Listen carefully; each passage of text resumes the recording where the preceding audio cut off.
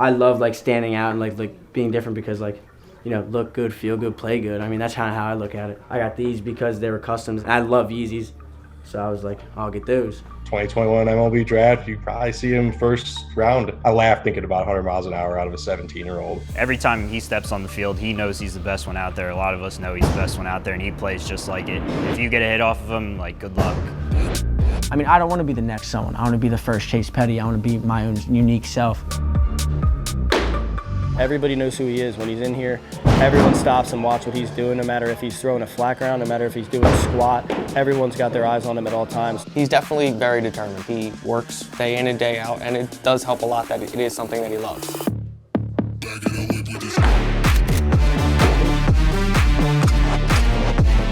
I would say my biggest strength as a person, what really got me to where I am now, is my mentality through everything. If you have the mentality that you're going to be the best at what you do and you work towards that, it's going to happen eventually. I mean, I love pitching more than anything. Kind of always known now as a pitcher, to be honest. My name's Chase Petty. I'm 17 years old and I play baseball.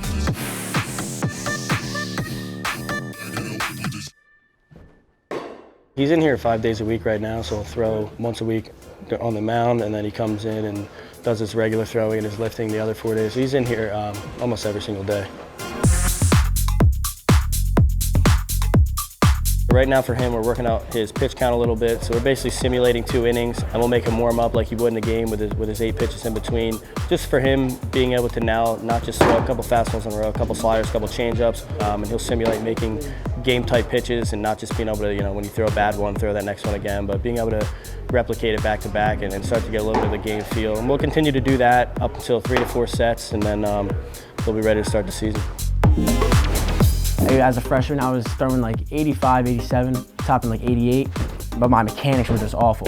So I went in there and they've helped me understand myself more than I ever could have. Like with the TrackMan, with the arm care that we do, with our PT that comes in. Like I understand my body more than I ever would have if I didn't go to this place. Like, I mean, we're still perfecting things. I mean, nothing will ever be perfect, but just cleaning everything up, making everything so much better. Like that's when I really realized where my potential possibly could be. He's a guy, you know, if you give him gloves and cleats, he's automatically the best player in the field no matter what. We're super nitpicky on his throw and just making sure that he doesn't develop bad habits day in and day out. A lot of times for him, we have to pull the brakes back on him, and I feel like in most situations with a guy this talented, it's kind of the opposite. You kind of need to push them a little bit to, you know, go out and take risks. Working with Mike has been the biggest game changer for me, by far. How we feeling? So you out of breath, let's go.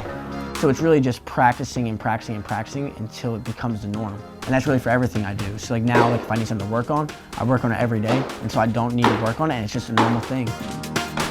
Developing a slider was the big thing this offseason because he commanded a slider, but the numbers on it were okay to start. But now, you know, being able to command the plus slider that he has now was really the biggest adjustment this offseason.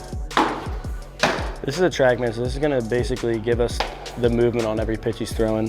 So it gives us horizontal, vertical break, the spin rate, and the axis. Obviously for him, the goal is to be, you know, a Major League Baseball player. So we basically took his stuff and compared it to some guys that are similar to him in the big leagues, and we're like, hey, you know, this is what their sliders do, this is where your slider needs to go. For him, it's just going to be able to get him a higher whiff rate on a pitch, and for him to really be able to put guys away with that slider is going to be crucial. Slider, 12, 19, good. Yeah. We want to ideally get it 19 horizontal, closer to single digit vert. Yeah. Technology has really just changed the game. It's really just changed everything about it. I personally think it's changed for the better, just because if you understand yourself better, you're gonna get better. 99-1 again, 97, 98. Did you recover and lift? Yeah. That was good. That was money though. His arm care that you do? Yes, sir. You can tell a lot about a guy by what their data does. So a guy like Chase, he's going to know what his pitches do, where they play, and the more he learns, the more he'll be able to make adjustments on his own, which is the name of the game.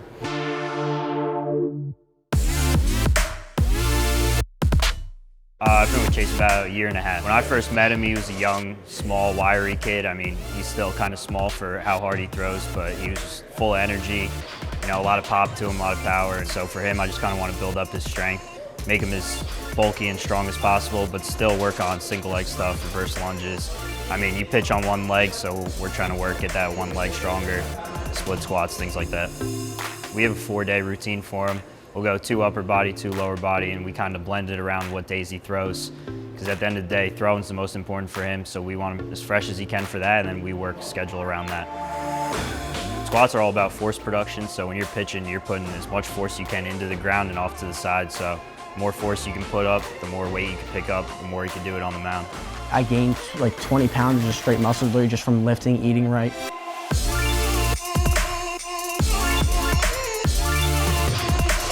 Every exercise, I like to mix in arm care because these guys are pitchers. They're always throwing. You can never have them too healthy with their arms. So we did some waiter walks for more stability. A lot of strength and conditioning coaches are very like, get it done, get it done, get it done. But with him, you can have fun, you can laugh, you can actually talk to him like he's like a friend. I mean, my trainers are like my best friends. I talk to him more than a lot of people. We're in Pleasantville, New Jersey. Majority of the guys are from, probably 30 miles from around here, but we have guys that come from all over the place. We operate in a gym membership style setup. They can come up to 5 days a week. They'll come in here, they'll do hitting, pitching, and strength training. So it's basically a one-stop shop for all 3 of those and try to help develop them the best we can. I was walking in the dugout right after the first inning, and my coach puts up a 1-0-0. And I thought he was just messing with me. And so I get in there, and he told me, he's like, you hit 100. I was like, no, I didn't. Like, you're lying to me. So he pulls up his phone, pulls out the diamond cast. I see it, and I just go crazy, and like the whole dugout just goes crazy. He throws the hardest fastball inside here. He throws the hardest outside. So that's just something that, he lets everyone know about all the time, which as he should. Kind of gives everyone a little bit of something that they're striving for. So it's like, hey, get my name up on that board is something that you want to do. It just kind of make sure that, even if you have a good day and you PR and you go up a couple miles an hour, like you're still always chasing him, which is good for everyone. Like when I was younger, my favorite player was Derek Jeter. Mike Trout. When I look up to someone, I want to pick their brains. I want to understand everything. And when kids do that to me, it's amazing because I've been in that position. I know what it's like, and being able to give someone like that satisfaction and that clarity of doing that, it's amazing. I love drip. How many people are gonna see with cleats like this? It's just I love standing out and being different because look good, feel good, play good. That's kind of how I look at it. These are my first customs actually. Had to save them for the summer, wore them all summer. I love this model of the Adidas cleats. So comfortable, so light. My dad coached a kid who actually made these, who customized these for me. So it's Zeus, lightning bolts. I'm number 4, so he has 4 with lightning bolts. When I hit 100, George, he came up to me right after because he was at the game, and he was like, dude, you look like Zeus out there throwing lightning bolts. And I was like, okay. And so he just kept calling me Zeus, kept calling me Zeus. So I actually have it on my glove too right there. I'm gonna be wearing these whenever I pitch this year. My whole family just loves baseball. So it's always been a thing. I would definitely say that my dad definitely had a big impact with baseball in my life. He was my coach growing up until I was 13. I played up until 2003 myself, and I coached for 25 years, started in 1992. I've always been around the game. I was literally, the day after being born, I was actually taken to a baseball game that my dad was coaching. I had a game, and Mom brought him to the game right away. Yeah, we literally got home from the hospital and packed up everything and went right to the baseball field. In Little League, when he was 11 and 12, he really wasn't touched. He would just pitch, and he'd just throw strikes, and that would be it. If he advances and continues to advance over the years at this pace, he's going to be pretty special, and he did. To be able to play the highest level of baseball, you have to make sacrifices. That's guaranteed for anyone. I have a small circle, group of friends, and then I have the people at PPC. That's kind of just where I enjoy myself. And when I'm home, I don't know, I like being alone. I like just playing video games with my friends and just talking to them over the mic. I usually just play with my brothers usually. He loves making people laugh. He's my punk brother. That's all I'll ever be to me. But he's fun. He's good to be around. He's somebody who will pick you up when you need to, and he's always there for you when you need him. Very, very loyal.